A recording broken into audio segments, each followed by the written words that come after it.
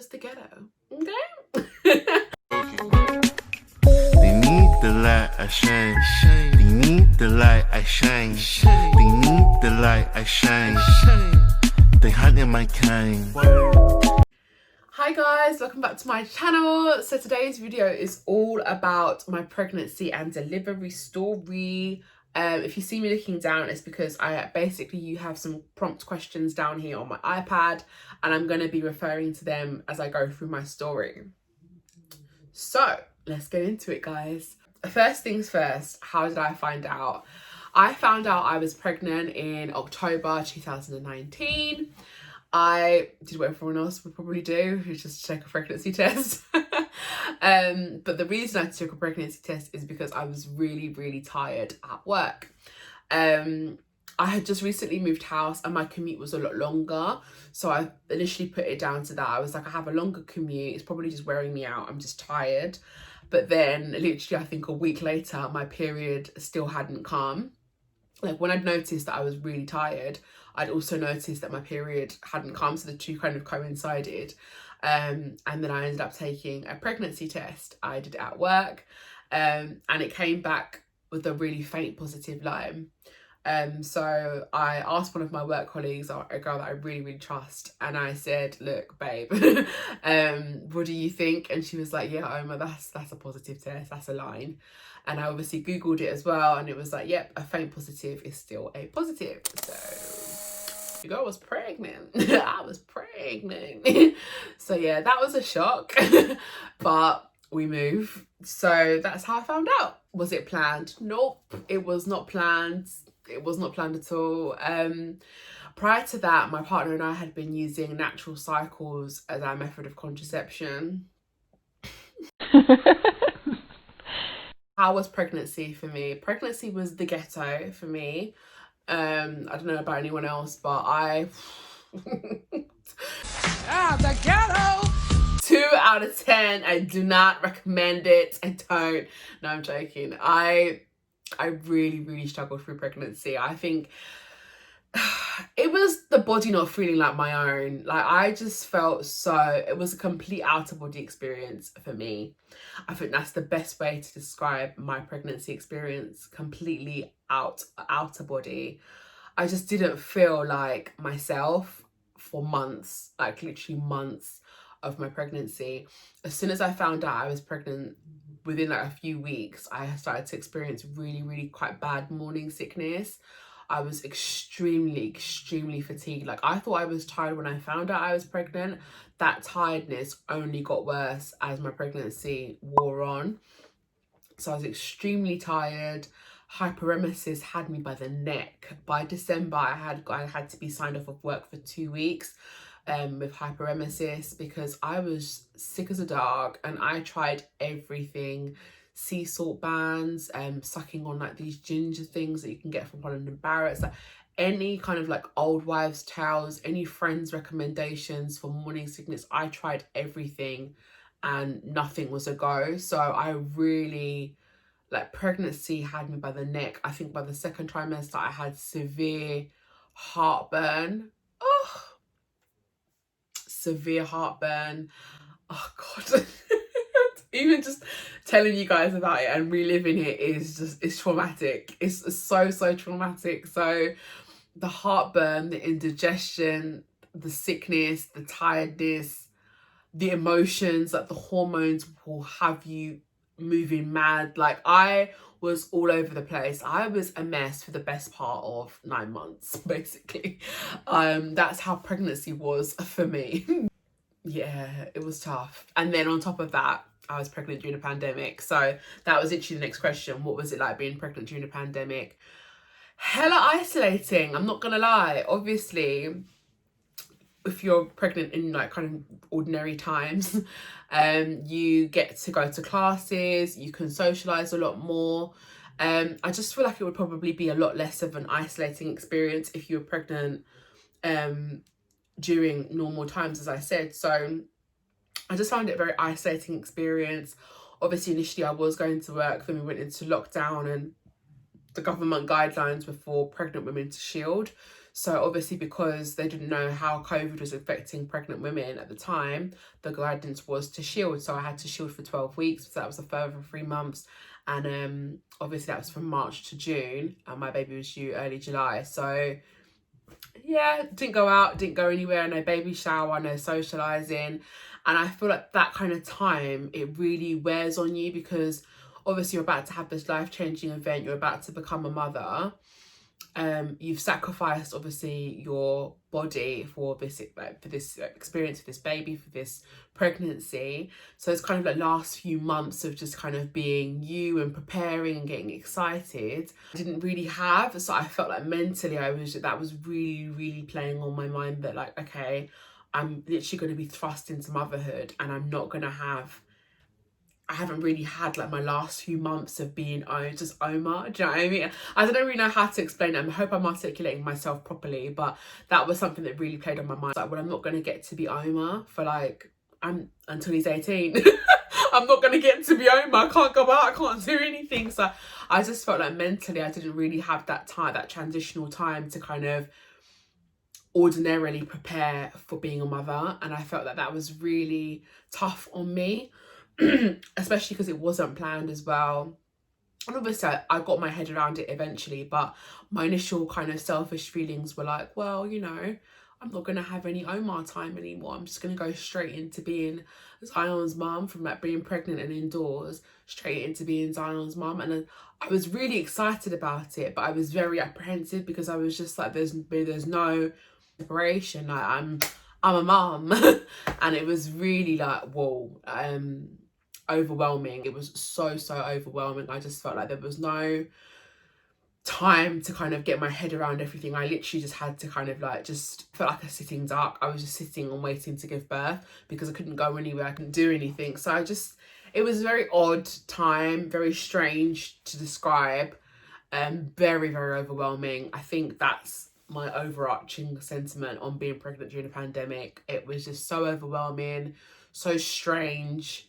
Very isolating experience, like I said, shielding because of being pregnant and then not knowing how it affected us. And then appointments were strange. Everything was just so strange. And attending scans about my partner was probably one of the hardest things about being pregnant. My mum not being able to come to certain appointments as well, just not having like the usual support and like the usual kind of, I don't know. I just so odd. Just odd.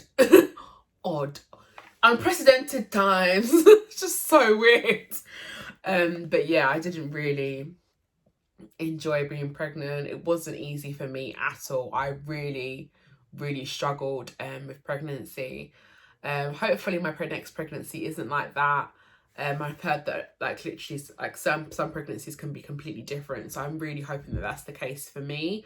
But yeah, I didn't have a positive experience, unfortunately.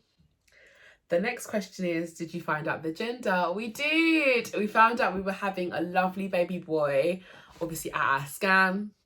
And then we came back and did like a really cute reveal for my family, which I really loved. I'll insert a video. There was actually some music playing in the background of this clip, but I'm unable to play it because of copyright. But I just really want to include it in the video because it was such a cute reveal for our friends and family.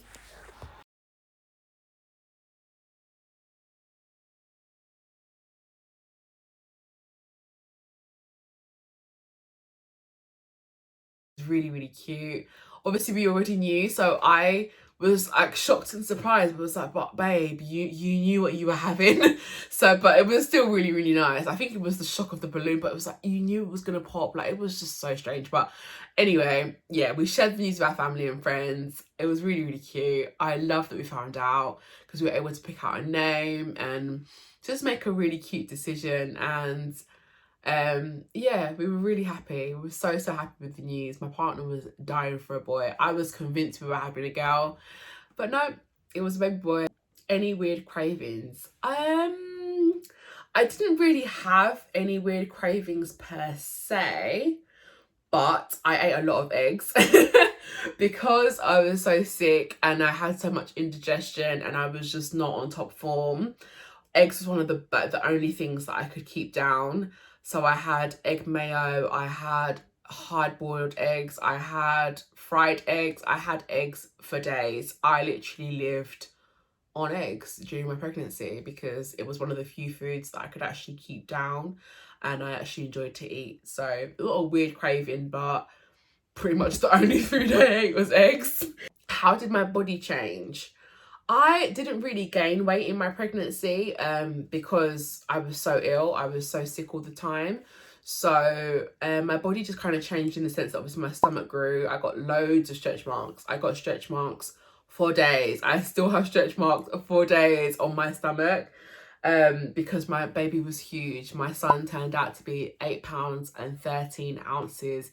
He was a big baby. He stretched his mum out. Like, there's no part two to the matter. So my belly was huge, and then obviously post-pregnancy I do have a little fupa because there's just some loose skin there because he was so big and he stretched me all the way out.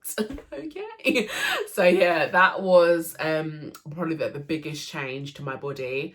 But in terms of like weight gain and things like that, not really. My boobs were my boobs were massive. Like, oh my god, my boobs was, I have big boobs anyway, but this was like next level. Like, this was like 2-3 cup sizes bigger than my usual. So I was big boob. I was Betty Boob Boob. I was really big boobs. So that was another big like kind of body change. But apart from those two things, pretty much stayed the same, guys. Yeah, those were my big. Oh, and my nose spread. My nose, my mum says that my nose started to spread at 5 months, but I like to believe that my nose didn't spread till the very end. But you know, it spread at the end of the day. Like, my nose my nose wasn't what it once was, but it's back now, so we thank God for that. But yeah, my nose was really doing some things. That was another body change. And my neck, obviously, you know that I'm sure most pregnant women know, or most women know, that when you're pregnant, you do get really dark in certain areas. My neck was black. Like, it was so dark. I ended up having like a random black spot on my lip as well. So just random parts of my body just really dark, but all faded out postpartum. But whilst I was pregnant, I was just a bloated, miserable, dark babe, and I just wasn't loving life. By kind of like the 8th month, I'm just praying that they tell me I'm dilated because I was so over it. I can't. So yeah, my body did change in a few ways, but nothing too crazy, like just pregnancy changes, I guess. So yeah, let's move on to my labour and delivery. I think that's probably what a lot of people really are keen to find out about. Like, did it hurt? Yes, guys, it hurts. So the first thing is, how did I feel about giving birth during a pandemic? Similar to how I felt about being pregnant, I just was really apprehensive. It was very odd. I had a lot of anxiety about birth in general, just because I know kind of like the statistics around Black women and childbirth, and I was very hypersensitive and hyper aware of what that could mean for me. I tried not to think about it too much, but it's everywhere. It's something that you can't really avoid, and it's very relevant to me. So I was very aware of what that could mean, that my symptoms and my experience might not be taken as seriously or as considered as it would be for my white counterpart, and I was very aware of that.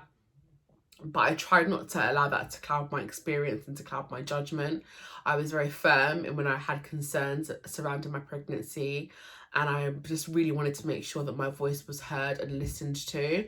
And I think that is my only kind of like takeaway for those kind of anxious moments, is to breathe and just be very clear and firm in your concerns.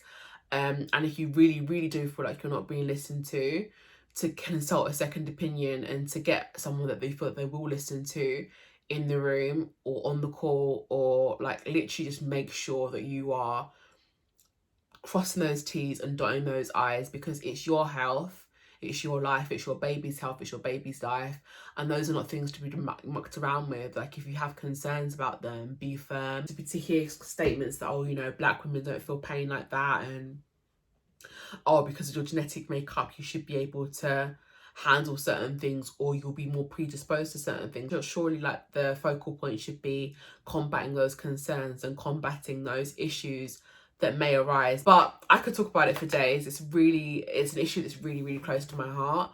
But yeah, I would say that I was very anxious about giving birth during the pandemic, very anxious. But I was very firm, and I was making sure that when I was speaking to my midwife, speaking to the doctors, that I had a voice that I felt was listened to. And yeah, it turned out fine in the end, but that's kind of like what I would want to say about that. What was the process for me? So yeah, it was pretty standard for me, like my usual midwife's appointments, and my usual kind of scans and everything. Obviously it started to change from the March lockdown, when obviously you can't go in with your partner. So again, that's when it kind of became a lot more of a lonely experience for me, because I'm having to go into all of these appointments myself and then relay everything to my partner and to my family, either over the phone or in the car, and it's just not the same. Like, you want them to be there and ask their questions and just be a part of the scan and a part of the moment. So it's not the same to kind of go in by yourself and come out and like relay all the information. And obviously sometimes I forget things, and yeah, it wasn't the same. It was really tough, but the process was pretty standard. So the standard midwife's appointments, the standard scans, and then yeah, we just kind of went from there. So yeah, the process was pretty standard. But then I also found out that I was going to be induced around 39 weeks. Because like I said to you earlier, my son was really big. He was 8 pounds 13 ounces at birth. But by 37 weeks, he was already 7.5 pounds. And obviously they consider that's considered full term. But if I was going to go on to 40 weeks, they weren't really sure how much he would grow in that time frame. So they were kind of like getting quite concerned. So at 39-week scan, they literally said to me, yeah, we're going to induce you next week. So sit by the phone, we'll let you know when to come back in, but just know you're getting induced. So essentially that is what happened at 39 weeks. But yeah, the process was long. It was quite scary. But I'll get more into that on the next couple of questions. How did I find hospital staff? Hospital staff were quite good. My midwives were amazing. I had a midwife called Brooke. She was absolutely fantastic. Like, she literally went above and beyond for me during my pregnancy. I had quite a few questions around my birth plan, and she made sure that I felt really comfortable with everything that was going to happen and everything that was going on. So I really appreciated my midwife. Hospital staff were absolutely fine. They were all just following procedure. I think the only kind of issues that I had with any hospital staff came literally right towards the end when I was delivering. So yeah, I will get onto that shortly. How was the pain? The pain is something that nobody can prepare you for. Pregnancy pain is next level. Like, it is, whoo, like I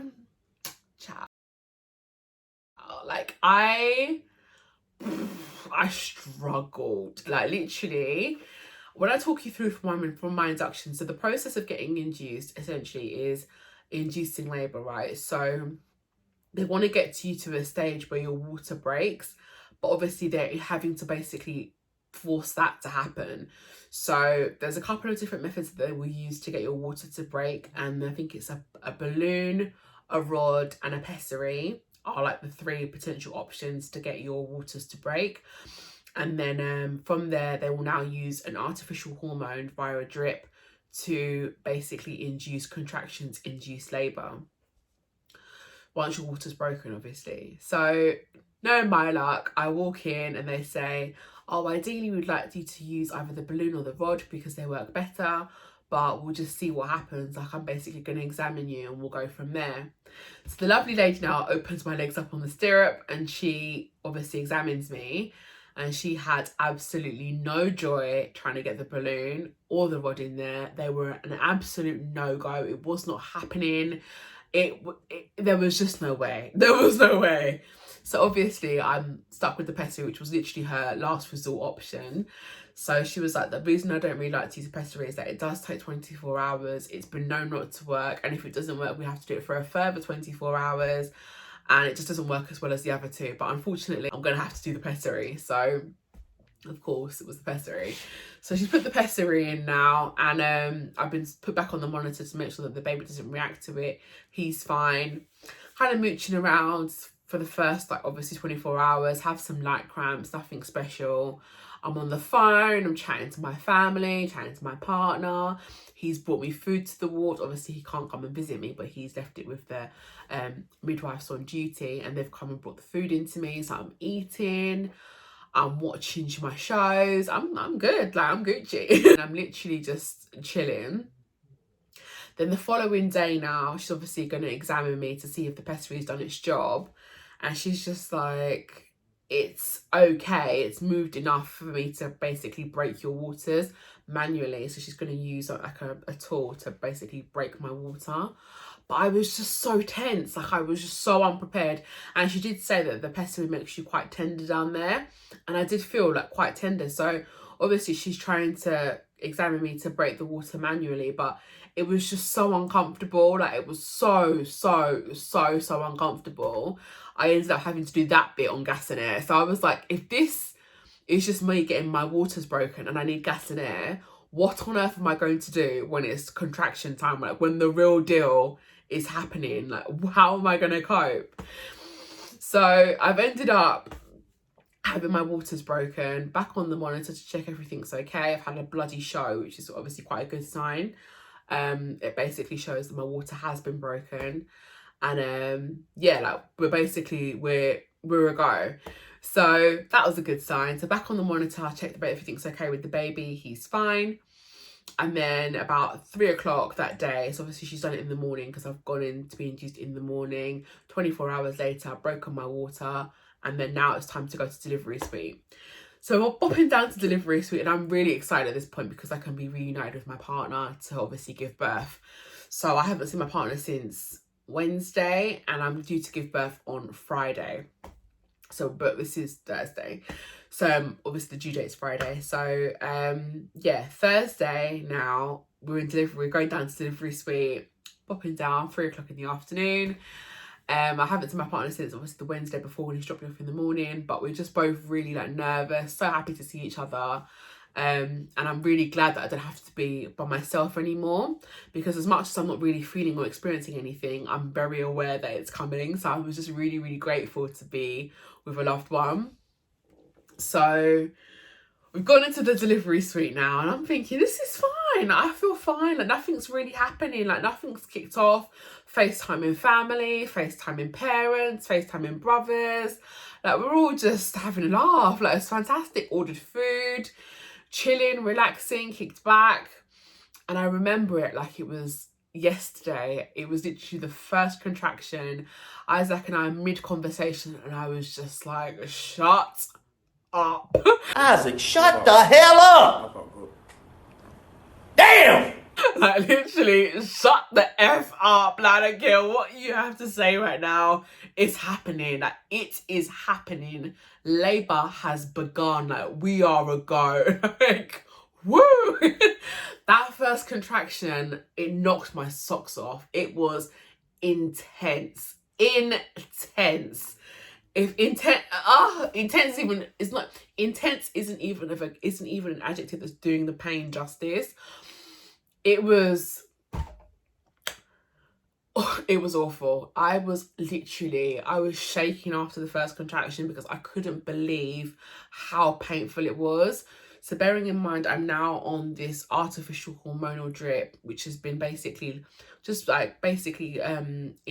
been working with my body to induce labour and induce the contractions to come on.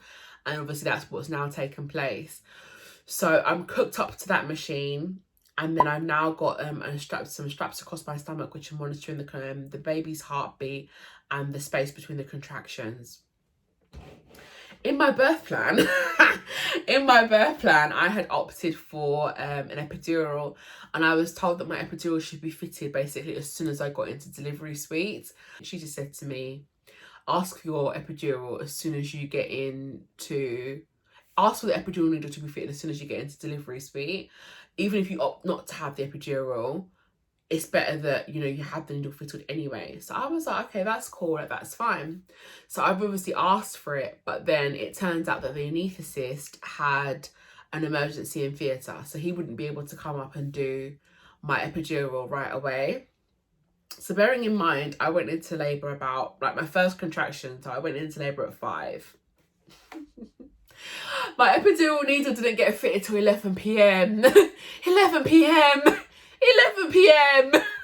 So guys, I was doing labour on gas and air for 6 hours. 6 hours, breathing through a tube, hoping for the best, wishing on a star, praying that my epidural could be fitted because somebody needed to take the pain away. The pain was...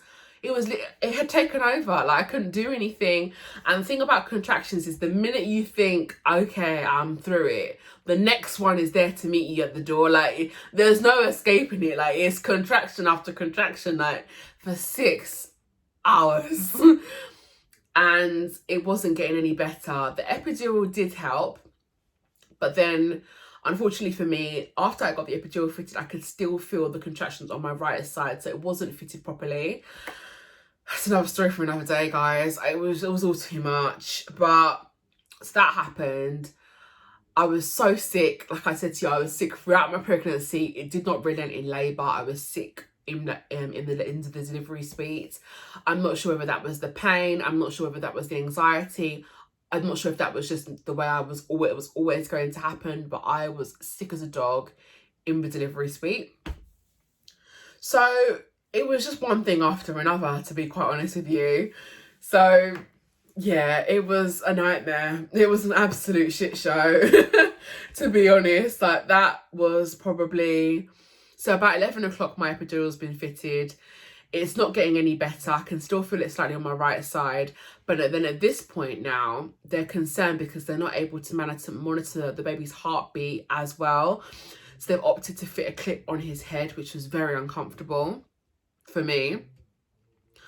And then after they fitted the clip on his head, they're still not able to monitor his heartbeat as well. So that was quite scary. And then literally the doctors bopped in. The doctor didn't give a heck. She did not give a heck. She didn't give a heck. I don't give a heck. Swanned in and she was like, oh, I'm gonna just feel around, I'm gonna examine you, see how dilated you are.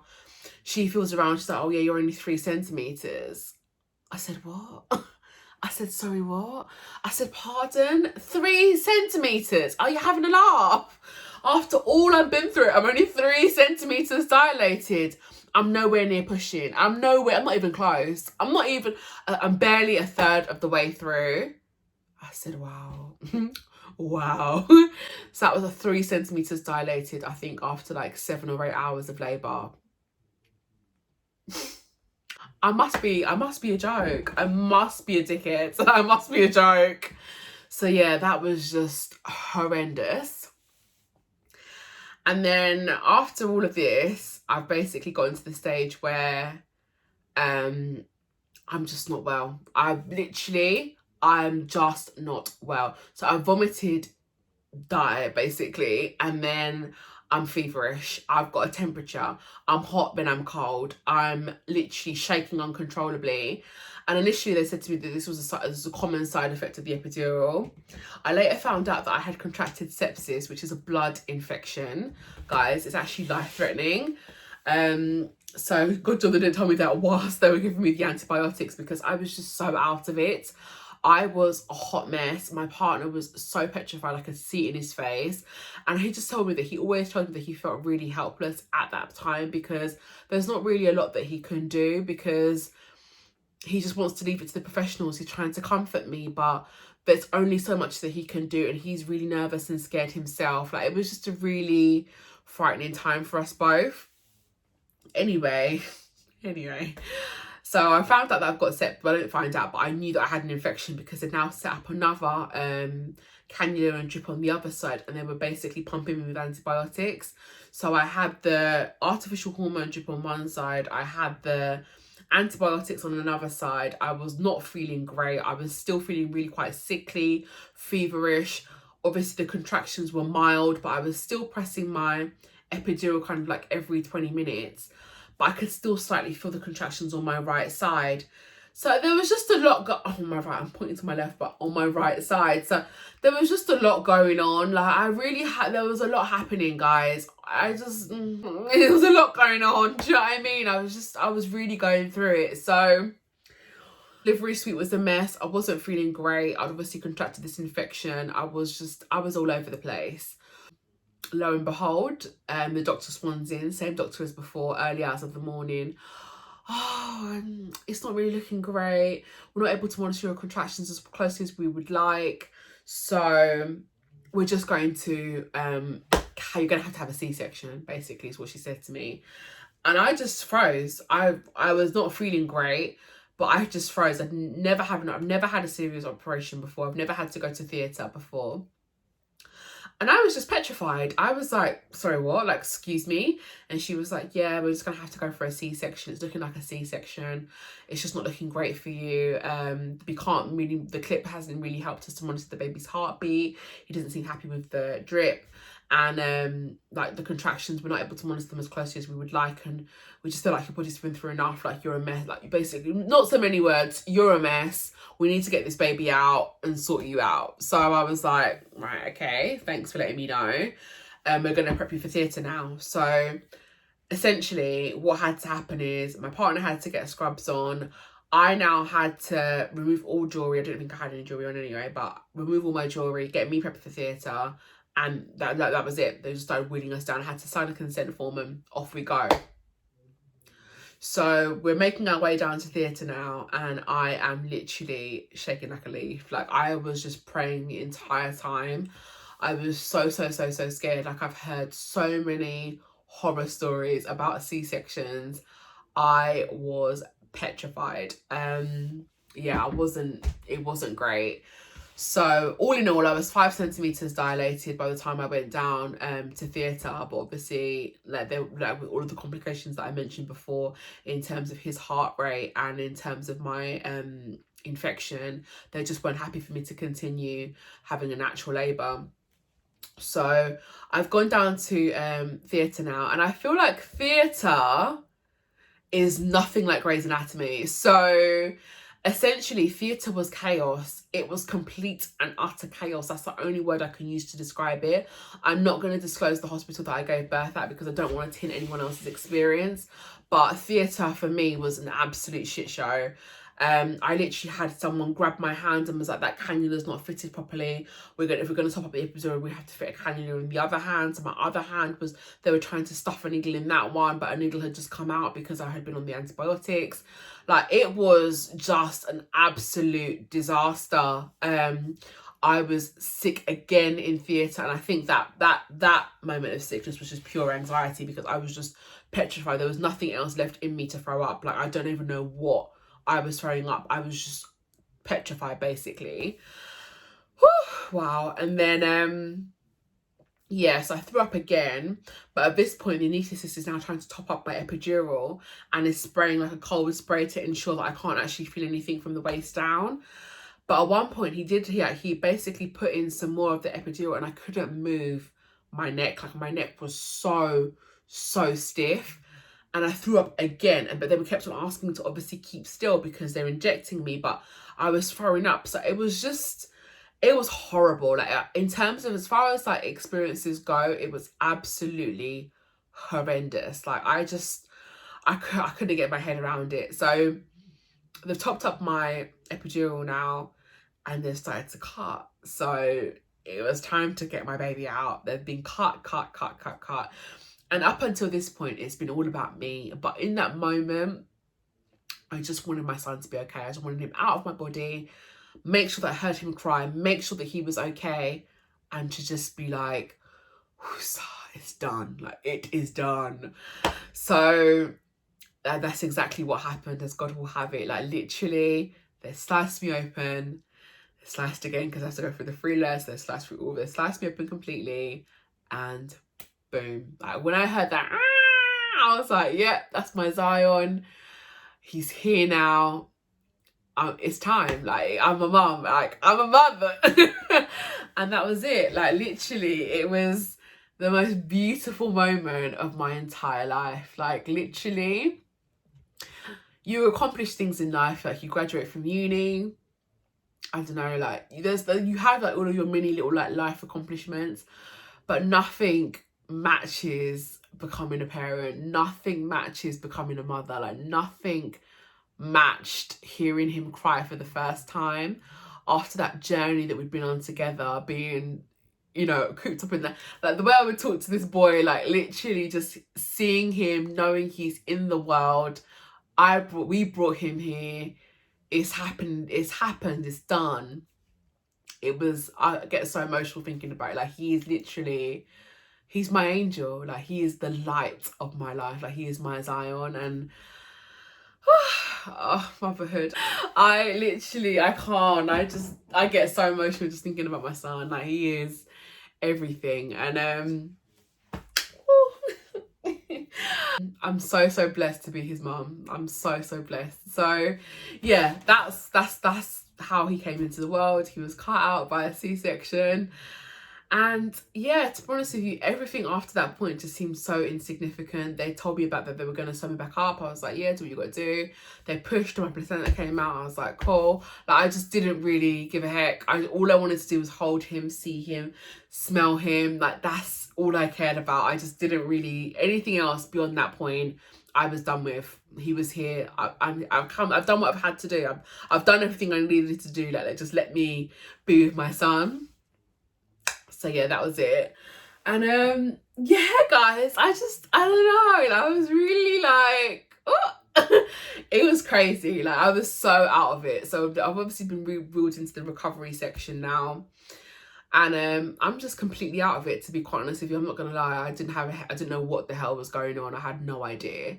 But yeah, it was all very surreal once I got out of the theatre and I got wheeled to the recovery suite. Then I got moved onto the ward, onto the like antenatal ward. That was kind of like the delivery portion of things. Straight onto the antenatal wards to kind of like recover from the C-section, figure out feeding, like boom, like you're a mum now, like make it do what it does. I had to be monitored and things like that. Obviously I had the infections, the infection markers for me and for him. I feel like I'm gonna split this video into 2. So that's kind of like basically all postpartum. So I'm basically gonna leave this video here. And then I'm going to do another video on my postpartum experience, because that's a whole other video, because I actually had what's called a post-epidural headache. And anyway, I had a horrible recovery. So I'm going to basically talk about that in my next video, because I feel like that deserves a whole other video, like postpartum recovery, like adjusting to being a mom during this crazy unprecedented time of the pandemic. Like I feel like that deserves a whole other video. But just to end it on my pregnancy and delivery story, I have obviously now given birth to my gorgeous son, and yeah, baby, she a mom now. All glory be to God, because I did not think I was ever gonna get here. I did not ever think that I'd be back to like myself. But I am, and God is good, and he's been so faithful to me this year. So I'm going to give you guys a whole other video talking about my postpartum recovery experience and all of that kind of stuff. But just to leave this in roundup here, it was the ghetto, okay? I want that to be my takeaway from this video. Pregnancy in this pandemic, ghetto, guys, the ghetto, honey. Okay. And I'll see you guys in my next one. Thank you so much for watching. Bye. They need the light I shine. They need the light I shine. They need the light I shine. They hunting my kind.